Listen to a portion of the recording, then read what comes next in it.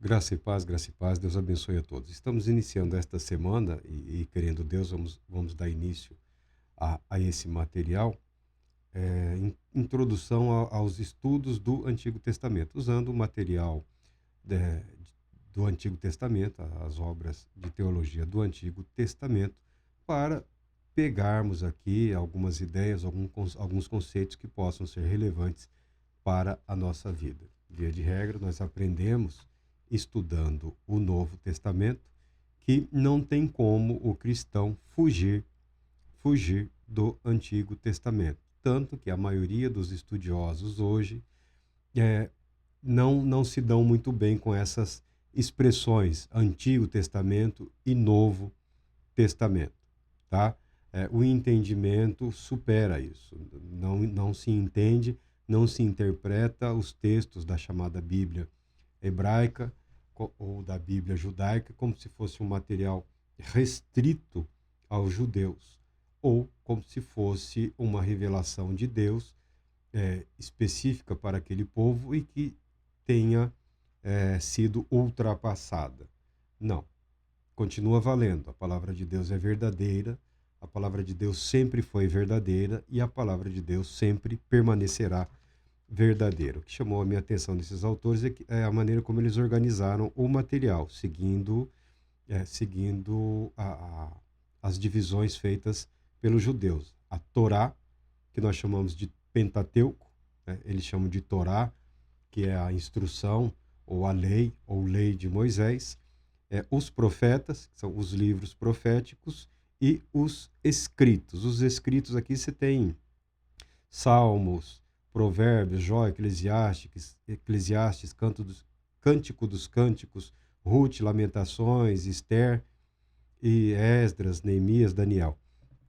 Essa é a maneira como dividiram os judeus o seu texto sagrado. Os cristãos, preocupados em divergirem ou se diferenciarem dos judeus, quando organizaram a Bíblia, né, quando conseguiram editar a Bíblia, alteraram essa maneira. Né? Tudo foi feito para, na prática, para boicotar os judeus. Esses autores, esses teólogos americanos, são os primeiros que eu vejo abordarem o material seguindo a orientação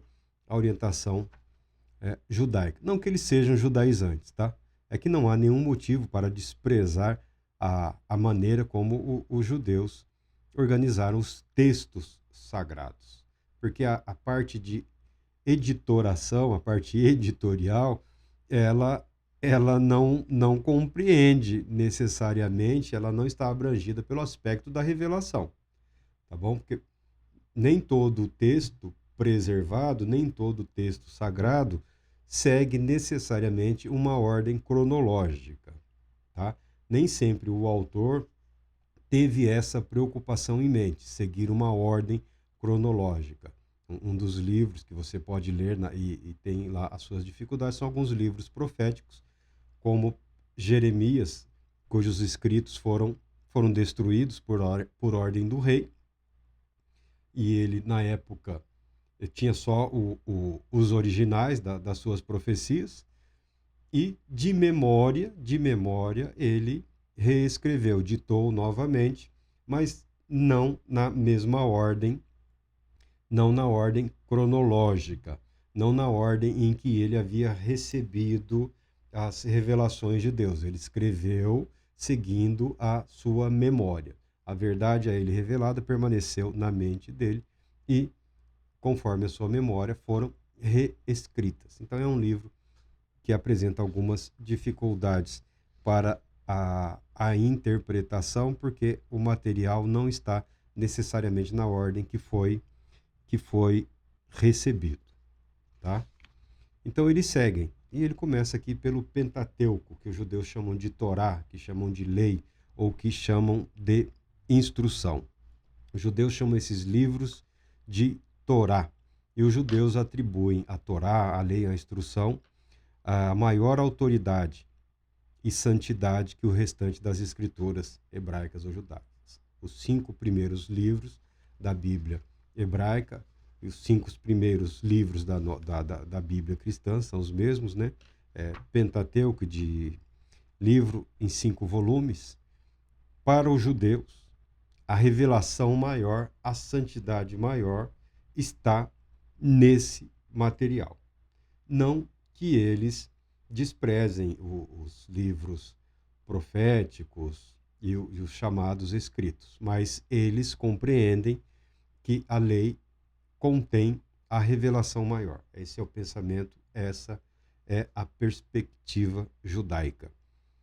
O livro de Neemias declara o seguinte: leram no livro, na lei de Deus, claramente, dando explicações de maneira que entendessem o que se lia. Neemias 8, quando o povo retorna do cativeiro babilônico e tem a oportunidade de se organizar para prestar culto a Deus, a Bíblia declara que Neemias, junto com os levitas, leram a lei de Deus para o povo, dando explicações.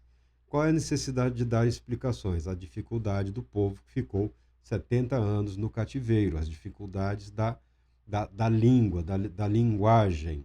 Então o texto era lido no seu original e, conforme a necessidade e a dificuldade, ele era explicado ou traduzido, ou fazendo uso de palavras, o vocabulário comum àqueles dias, àquela época.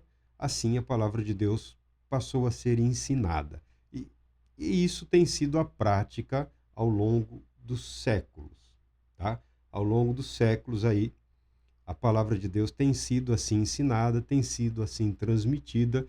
Esse é o meio pelo qual a própria Bíblia declara que o Espírito de Deus atua, através da pregação, através do ensino, através da explicação, através da facilitação.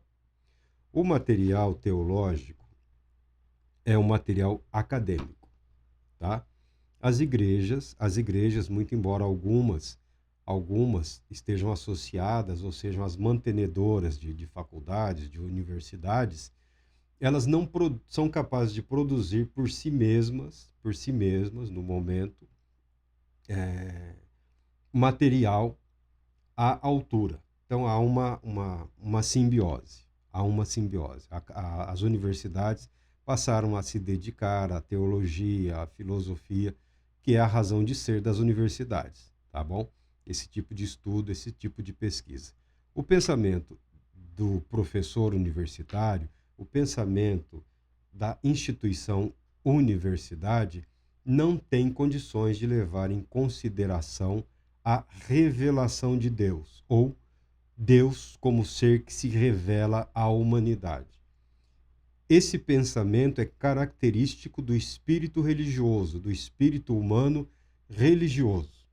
É possível na universidade estudar as religiões, estudar as manifestações religiosas, estudar os seres humanos. Agora, Deus como ser que se revela está fora do alcance e do propósito do pensamento universitário. Então, toda a produção teológica, filosófica, de todas as áreas do conhecimento humano, é descartado esse contexto, esta verdade, sabida, conhecida, reconhecida, mas que está além dos limites da capacidade intelectual do ser humano.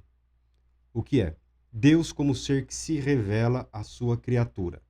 Porque o trabalho universitário, o trabalho de pesquisa, diz respeito à capacidade de, não só de explicar, mas de reproduzir algo, de compreender e entender e de replicar aquele fenômeno, aquele evento, não só explicar, mas ser capaz de replicar aqueles eventos, aquelas manifestações.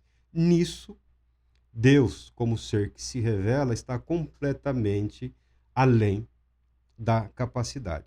Qual é a dificuldade que se cria? Quando o cristão se dedica ao estudo da teologia, ele acaba sendo obrigado a aprender algumas técnicas, algumas ferramentas de aprendizado que não diz respeito à vida, ao universo da fé. Eu gosto de usar como exemplo a medicina. Você não procura um médico porque ele acredita na medicina. É claro que o médico acredita na medicina. Do contrário, ele não se dedicaria à medicina. Mas o médico, para exercer a medicina, não basta que ele acredite na medicina. Ele precisa dominar o conhecimento médico disponível naquele momento em que ele se dedica ao estudo. O conhecimento médico de 2000 anos atrás era muito limitado em relação ao conhecimento médico nos dias de hoje. A capacidade de diagnosticar tem avançado e a capacidade de intervir avançou e muito, tá? No passado, por exemplo, 100 anos atrás, 200 anos atrás, os médicos até conseguiam diagnosticar muito e muito bem. E, infelizmente, era só isso. Não haviam recursos, por exemplo, a partes cirúrgicas, né? Não havia muitos recursos para intervenção para evitar que a pessoa morresse em decorrência daquela doença. Hoje, graças ao bom Deus, a ciência é uma ciência, é objeto de pesquisa, de estudo constante, tem avançado, tem evoluído, tem se apropriado de diversas outras áreas do conhecimento. A ciência médica continua aí atuante, mas você vai ao médico não é porque ele tem fé na medicina. Ele tem fé na medicina e também foi adestrado através de anos e anos de estudo e depois de formado, podendo exercer a medicina, ele continua estudando e se atualizando. Então, são dois aspectos. A questão da teologia é que, para ser um ministro religioso, a pessoa não precisa necessariamente ser um teólogo. Poucos o são. Pouquíssimos ministros religiosos são teólogos. Mas isso não livra o religioso de estudar teologia. Ele não só pode, como deve, somente a parte que diz respeito às atividades dele. Mas não existe uma obrigatoriedade. E boa parte dos teólogos não são ministros religiosos, são apenas acadêmicos. Professores estão lá estudando, pesquisando, dedicam a vida a campos do conhecimento. É muito tempo de estudo para uma coisa ou outra, uma ideia diferente. Então, são ramos diferentes. Tá? O médico pode exercer a medicina e ele pode ser também um ministro religioso de qualquer outra religião. Ele pode se capacitar e ser médico e ser ministro religioso. O médico não pode ser engenheiro, a menos que ele também faça outro curso de engenharia. O engenheiro não pode exercer a medicina como profissão. Né? O engenheiro atua na área, na sua especialidade, na área da engenharia. Mas se o engenheiro quiser estudar teologia, ele pode, não há prejuízo. Qualquer área do conhecimento humano é um meio de ingressar nos estudos teológicos. Qualquer área. Às vezes, a pior é o curso de teologia. Tá? Às vezes, o curso de teologia é um desastre completo e absoluto. Tá bom? Existe algum bom curso de teologia? Existem bons estudantes. Como toda a área do conhecimento humano, tem pessoas que se dedicam muito bem. Existem algumas boas universidades aí, bons seminários e por aí afora. Mas isso não implica necessariamente na formação de um indivíduo voltado para a vida religiosa. Então, o acadêmico cuida da sua área. O religioso usa o conhecimento acadêmico no que é útil para fortalecer o ensino, a instrução e a convicção de que o Deus que se revela interviu, o Deus que intervém na história da humanidade, proporcionando à humanidade um meio de salvação, um meio de redenção. Ou seja, Deus nunca abandonou a sua criação. Deus nunca abandonou, Deus nunca abandonará a humanidade. A humanidade não é órfã. Em termos práticos, a desavença que existe aí nos dias, já não é recente, é uma questão de autoridade. Quem tem autoridade para afirmar em matéria de escritos sagrados o que é verdadeiro e o que não é verdadeiro? Aí ocorreu uma discrepância entre as instituições religiosas e as instituições universitárias. Se deixarmos a fé cristã, que está aí espalhada por quase todo o mundo, se deixarmos, ela seria governada por um departamento em alguma universidade, e segundo alguns querem, ou na América do Norte ou na velha Europa. Tá? Tamanha a ferocidade com que eles procuraram invadir essa área do conhecimento humano. Tá bom? Por outro lado, se não nos ativermos aos fatos, às verdades, à busca histórica, à arqueologia, aos estudos das línguas em que a Bíblia foi escrita, né? Escrita no hebraico, aramaico, no grego comum, nas traduções depois vieram o latim, ainda existe muito material em latim aí, que nem tudo foi traduzido, muito menos para a língua portuguesa, né? Os clássicos talvez, mas nem tudo que foi produzido em latim aí na Europa, na América, chegou até nós aqui sendo traduzido. Nossa capacidade de produção aqui no Brasil, ela é pequeniníssima, ela é muito restrita. Ela é muito restrita. Mas se não dermos uma olhada no que a universidade é capaz de propor ou de questionar, porque o questionar é válido. Não é uma heresia, não é uma afronta. Corremos o risco de sermos governados por falastrões, por enganadores, por mágicos, por artistas de púlpitos, tá?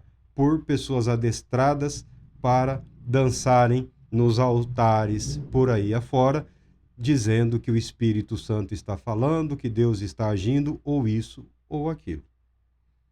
Então, eu considero importante esse intercâmbio. O conhecimento acadêmico, em absolutamente nada, diminuirá a fé. Muito pelo contrário, quando devidamente estudado, quando devidamente aprendido, quando devidamente administrado, vai fortalecer a fé e também as decisões decorrentes da fé, sabendo que não somos os primeiros a acreditar em Deus na história da humanidade, tá bom? E não somos os primeiros aos quais tentam derrubar da fé na história da humanidade. Não existe muita coisa nova debaixo do céu. Exceto o desenvolvimento tecnológico, o ser humano, a humanidade continua a mesma. Então eu considero importante que essas duas instituições continuem atuando nas suas respectivas áreas, cada uma levantando os seus questionamentos. Não há motivos para se ter medo. Por exemplo, a Igreja Católica hoje, o Vaticano está em alta, né? Trocaram o Papa, trocaram não, né? Elegeram um novo Papa, que o anterior morreu. Tem áreas lá, tem a Pontifícia Universidade de Roma lá, que é uma coisa fantástica. Quem pôde foi estudar lá, tá? Foi estudar teologia, foi estudar idiomas bíblicos, arqueologia. É uma instituição que tem um grande número de sacerdotes voltados ao conhecimento científico, voltados ao trabalho acadêmico. Em termos de cientificidade, eu gosto muito da história de um sacerdote católico. Ele estuda cosmologia ou cosmogonia. Então, uma das últimas ideias que tem aí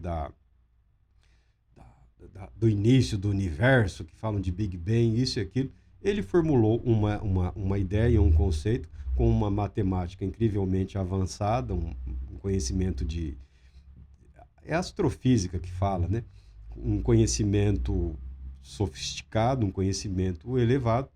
Ele concebeu uma ideia que foi aceita, que em um determinado momento, tudo que constitui o universo, em um determinado momento da história, era uma coisa só, por assim dizer, né? Aí usa essa expressão de como se fosse um ovo cósmico, né? Eu, quando li isso daí, eu achei engraçado. A formulação matemática, é claro, vai além do meu alcance, tá? É coisa aí dos físicos teóricos. Mas ele é um religioso. E você vai encontrar isso daí quando se estuda aí cosmogonia, origem do universo. Nós temos essa arrogância. O ser humano é isso, né?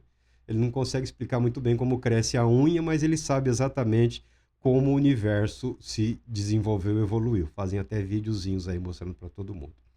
Tá, eu peguei isso daí, eu estava lendo e estava rindo, que eu estava estudando alguma coisa de mitologia africana, né? E para entender o que está acontecendo.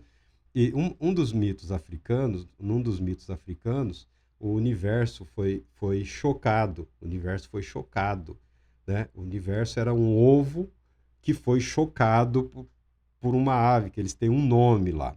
É uma mitologia. É como se ensina uma criança. Como surgiu o mundo? Pai, era igual ali, ó, era um ovo que foi chocado e surgiu o universo. Você vai falar, Marco, o que a mitologia africana tem a ver com isso?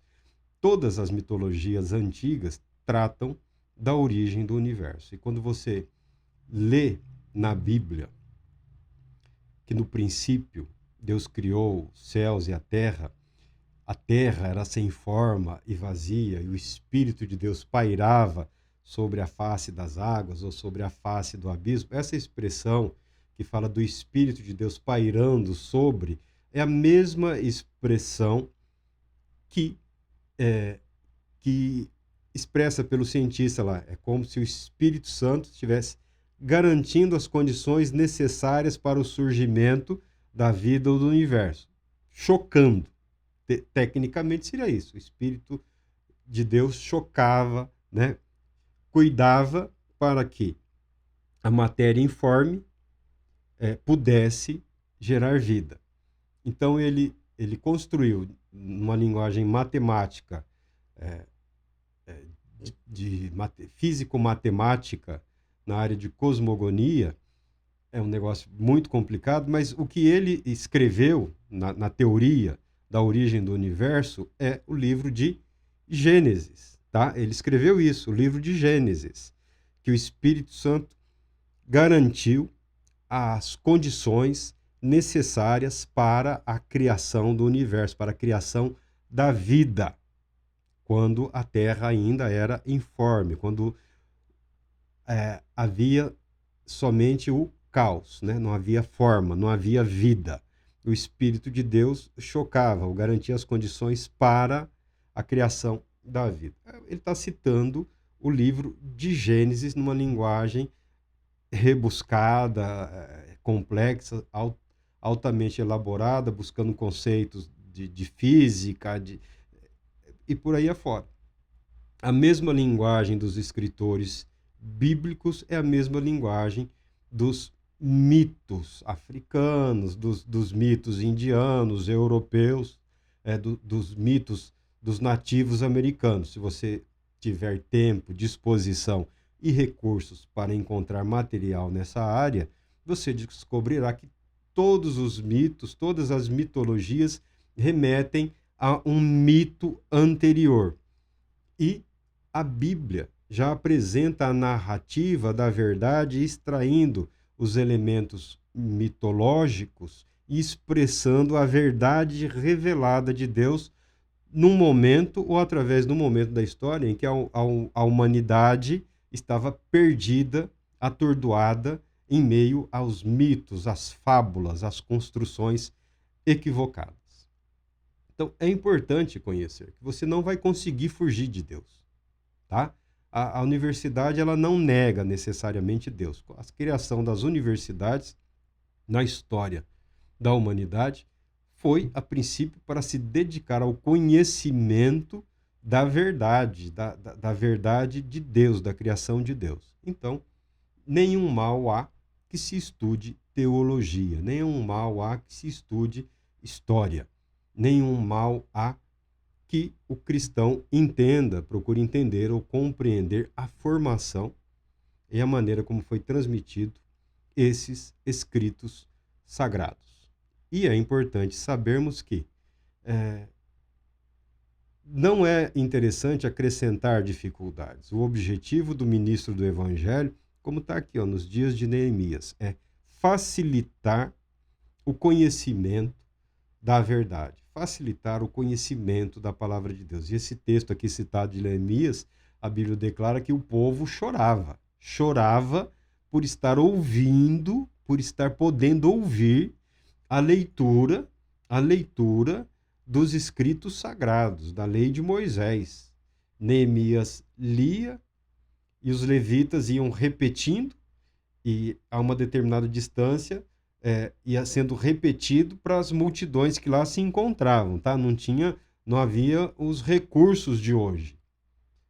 Um lia, depois um tanto repetia, depois outro tanto, para que as multidões pudessem ouvir. E só por ouvir, eles já estavam chorando, e os levitas bravos, que não era para ficar, não era motivo de tristeza, era motivo de alegria, de celebração, o poder ouvir a palavra de Deus na terra a eles prometida por Deus, estando eles de volta, após 70 anos, tinha alguns velhinhos ainda vivos, alguns foram levados crianças para o cativeiro, puderam retornar e puderam vivenciar, puderam experimentar a fidelidade de Deus.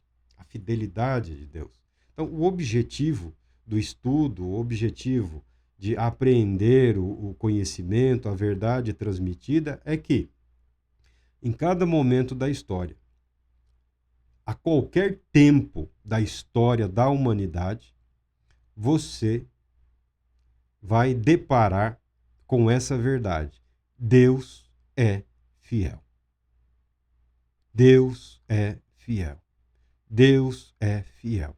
Deus é fiel à sua palavra. Deus é fiel aos seus mandamentos. Deus é fiel à sua lei. Deus é fiel a si mesmo. Ainda que os seus, aqueles que professam o seu nome, não sejam totalmente fiéis como deveríamos ser, Deus permanece fiel. Quer seja na escolinha dominical, quer seja na grande universidade, o que você vai aprender é que Deus é fiel. Apesar de todas as dificuldades que ainda existem no que diz respeito ao descortinar das verdades por Deus reveladas e a maneira como nós podemos nos apropriar dessa verdade hoje, apesar das dificuldades e limitações de cada época, de cada agente, de cada ministro, de cada pregador, de cada pastor, de cada professor, de cada instrutor, Deus é fiel. Então, vale a pena conhecer a palavra de Deus, porque quanto mais você conhecer da palavra de Deus, mais certo você viverá a fidelidade de Deus. Deus Todo-Poderoso te abençoe, te proteja e te conceda paz, muita paz.